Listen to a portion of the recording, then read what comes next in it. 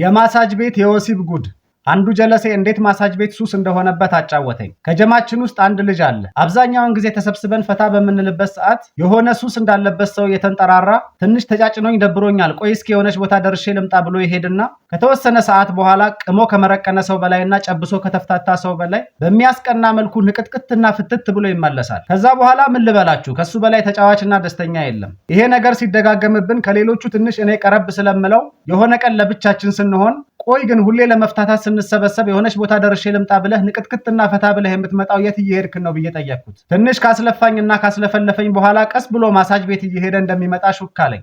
በእርግጥ ማሳጅ የሚባለው ነገር ከሰውነት ዝለትና ድካም ጋር በተያያዘ ጥሩ መፍትሄ እንደሆነ ባስብም እንዴት እሱ በሚነቃቃውና በሚፍታታው ልክ ደስተኛ እንደሚያደርግ ብዙም ጠለቅ ብሎ ባይነግረኝም የሆነ ቀን በጣም ሲደባብረኝና ሲጫጫነኝ እዛ ቦታ ልሂድ እስኪ በደንብ መረጃውን ንገረኝ ስለው አድራሻውንና እዛ ቤት ማሳጅ ከሚያደርጉት ውስጥ በተለይ እገሊት የሚባሉት ጋር ከሄድክ በደንብ ቅልል ብሎ ትመለሳለህ አለኝ ፈገግ እያለ። በተነገረኝ አድራሻ ወደ ቤቱ አፈላልጌ በመሄድ ከደረስኩ በኋላ ጀለሴ በተለይ ብሎ ከነገረኝ ስሞች ውስጥ የአንዷን ስም ስነግራቸው ሌላ ደንበኛ ስላለ ትንሽ ጠብቅ ብለውኝ ከጠበቅኩ በኋላ ወደ ተነገረኝ ክፍል ገባሁ። ክፍሉ ውስጥ ገብቼ የተወሰነ ግድግዳ ላይ ያሉ ስዕሎችንና የክፍሉን ውበት እያየሁ እየተደመምኩ እያለ አንዲት ሴት በሩን ከፍታ ገባች። የልጅቱን ውበትና አቋም ከነለበሰችው ስስ ተለጣጭ አጭር ቀሚስ ጋር ፈዝዤ ከማይበት በሆነ በሚያደነዝዝ እና ቀልብን በሚሰርቅ ቀስ ያለ አረማመድ ወደ እኔ የተጠጋች ልስልስ ባለ ድምጿ እንዴት ነህ ስትለኝ ነው ከፈዘዝኩበት ነቅቼ እየተሽኮረመምኩ አለሁ ደህና ነኝ አልኳት። የመጀመሪያ ነው ስትለኝ ምኑ ስላት ሌላ መልስ ሳትጠብቅ አዲስነቴ ገብቷት ወደ ስራዋ ገባች። ልብስህን አውልቅና እዛ ጋር በሆድተኛ ብላኝ እንዳለችኝ ተኛሁ። ከዛ የሆነ መዓዛው ሌላ ነገር የሚያሳስብ ሎሽን ይሁን ቫዝሊን ነገር ቀባብታኝ እንደቆመች ጀርባዬን ማሻሸት ጀመረች። እስከዚች ሰዓት ድረስ ከሞላ ጎደል ሰላም ነበርኩ። የማሰብና ማገናዘብ አቅሜም ጥሩ የሚባል ነበር። ከዛ በኋላ ግን አንገቴ አካባቢና ከማሰብ ሊላቀቅ ሩብ ጉዳይ የቀረውን ጭንቅላቴን ለማሻሸት እንዲመቻት ልክ ጀርባዬ ላይ ስትቀመጥና የመቀመጫዋ ልስላሴ በስስ ልብሷ አልፎ ሲሰማኝና የተወሰነው የሰውነቷ ክፍል የተራቆተውን ጀርባዬን ሲነካው የሆነ ጊዜ ይዞኝ ያንጨረጨረኝ የኤሌክትሪክ የመንዘር አቅም ቀሎና ኮስሶ ታየኝ። ነዘረኝ አንድና ሁለት አለ እንዴ! በቃ ሰውነቴ በሙሉ ተወጣጠረ።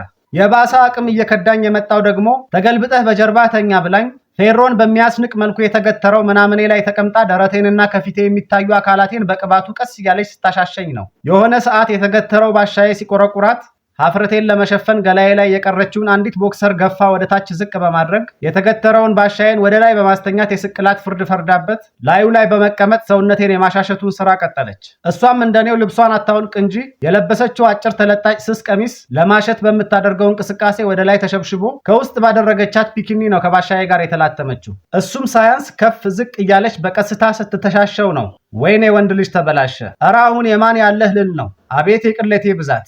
አንተ እርጉም ጓደኛዬ የሥራህን ይስጥህ! እረ ተቃጠልኩ አበድኩ የሚሉና ለራሴም ለእሷም የማይገቡ ቃላቶችን መለፍለፍ የጀመርኩት ትንሽ ሰውነቴን ካሻሸችኝ በኋላ ምን አይነት ክፋት ተንኮልና መሰሪነት እንደሆነ ባላውቅም ባሻዬንም የተወሰነ ፈሳሽ አድርጋ ካሻሸችውና በስሜት የማበድን ጫፍ ካሳየችኝ በኋላ በቃ የከፈልከው እስከዚህ ድረስ ነው፣ መቀጠል ከፈለክ ደግሞ ተጨማሪ ይህን ያክል ሺህ ክፍያ ያስጨምራል ስትለኝ እየጮኩ ያምሻል እንዴ ሴትዮ?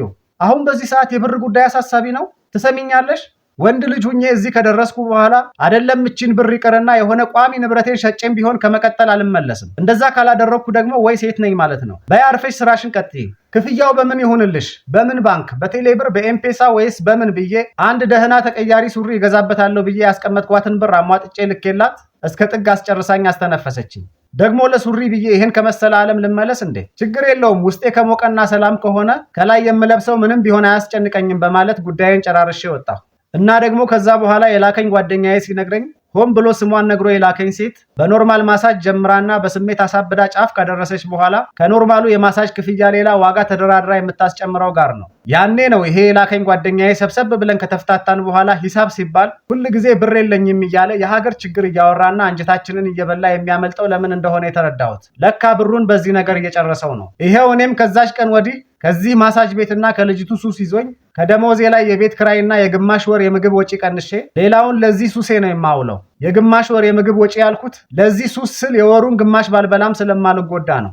ይሄን ሱሴ ለማስታገስ የራሴ ደሞዝ አልበቃ ብሎኝ አሞኝ ስልኬ ተሰርቆ ተፈልጬ ተቆርጬ በዚህ ገብቼ በዛ ወጥቼ እያልኩ የስንቱን ወዳጅ ጓደኛና ዘመድ ብድር ላይ ቆልያለሁ። በመጀመሪያው ቀን ሄጄ ስመለስ ተሰብስበው ከተቀመጡ ጀለሶቼ መካከል ያ የላከኝ እርኩስ ጓደኛዬ ያሳየኝ ሰይጣን ቅብ የሆነ ፈገግታው ሁሌ ወደ ማሳጅ ቤቱ በሄድኩ ቁጥር ትዝ ይለኛል። በእርግጥ የማሳጅ ዓላማን ለትክክለኛው አካልን የመፈወስ ዘርፈ ብዙ ጥቅም የሚጠቀሙ ለሙያው የታመኑ ማሳጅ ቤቶች ቢኖሩም በድብቅና በጥንቃቄ እንደዚህ አይነት ተጨማሪ ስራ የሚሰሩ ስላሉ መጠንቀቁ አይከፋም። ስለዚህ አንተም ተሳስተህ እንደዚህ አይነት ቤቶች ድርሽ እንዳትል በማለት ይሄ ጀለሴ አስጠንቅቆኝ ይሄን ዘፈን በኃይል ከፍቶ መስማቱን ቀጠለ።